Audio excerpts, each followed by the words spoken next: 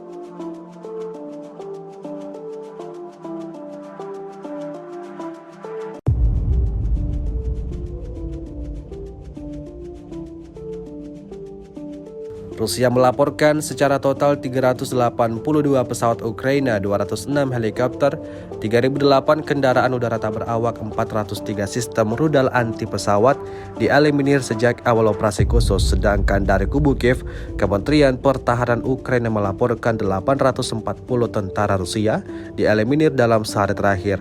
Total 129.870 prajurit Rusia meninggal sejak awal konflik hingga hari ke-346.